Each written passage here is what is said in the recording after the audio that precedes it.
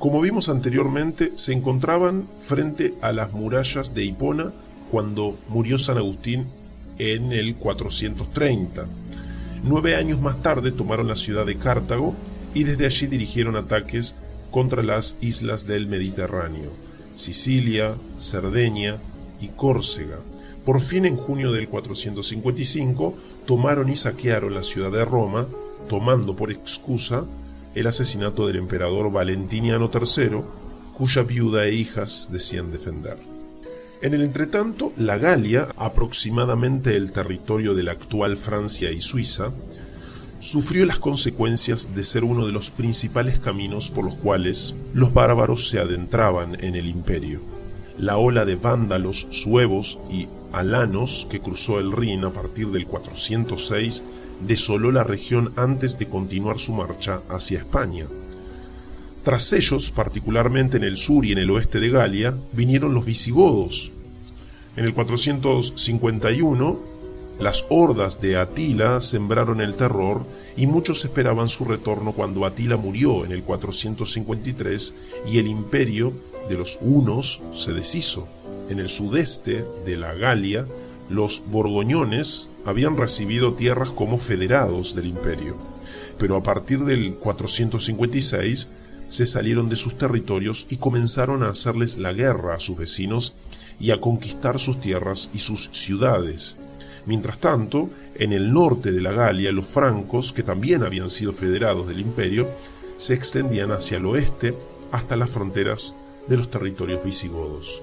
En vista de todos estos desastres, las tropas romanas sencillamente abandonaron la Gran Bretaña, dejando la isla a merced de los anglos y sajones que pronto la invadieron.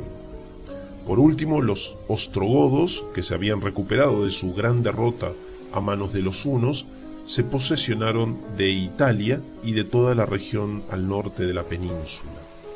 En resumen, a fines del siglo V, la porción occidental del Imperio Romano había quedado dividida entre una serie de reinos bárbaros. De estos, los más importantes eran el de los vándalos en el norte de África, el de los visigodos en España, los 7 reinos de los anglos y los sajones en Gran Bretaña, el de los francos en Galia y el de los ostrogodos en Italia. Cada uno de ellos recibirá especial atención en las secciones que veremos más adelante. Pero antes de pasar a tales secciones, hay 2 aclaraciones que son de gran importancia para el curso futuro de la historia de la Iglesia. La primera de estas aclaraciones es que los diversos jefes o reyes bárbaros no se consideraban a sí mismos independientes del Imperio Romano. Muchos de ellos habían cruzado las fronteras con permiso del imperio para establecerse como federados. Otros, aunque al principio invasores, habían terminado poniendo sus armas al servicio del imperio frente a algún otro pueblo bárbaro.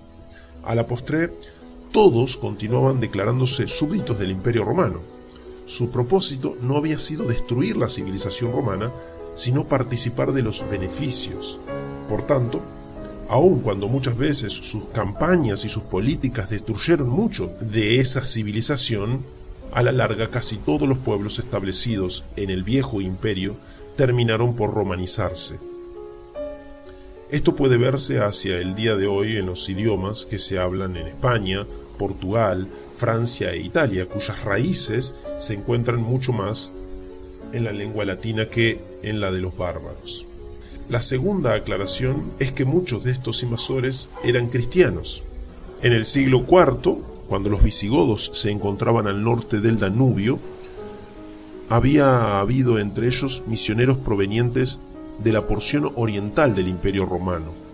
El más famoso de ellos, de quien solo conocemos el nombre godo de Ulfilas, había diseñado un modo de escribir la lengua gótica y había traducido las escrituras a ella.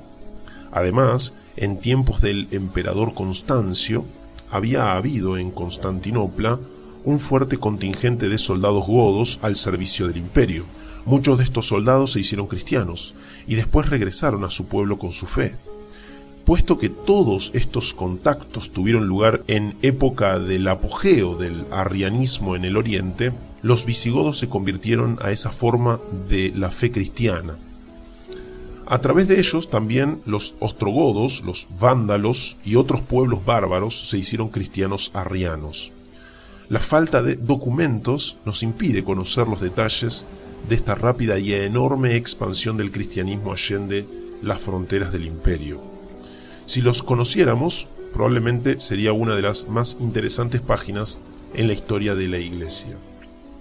En todo caso, el hecho es que muchos de los bárbaros que en el siglo V se establecieron en África, España e Italia eran arrianos. Esto tuvo serias consecuencias, pues hasta entonces la cuestión del arrianismo nunca había sido debatida en la porción occidental del imperio como lo había sido en la oriental. Por tanto, buena parte de la historia de la Iglesia durante los siglos V y VI consistirá en el conflicto entre el arrianismo y la fe católica.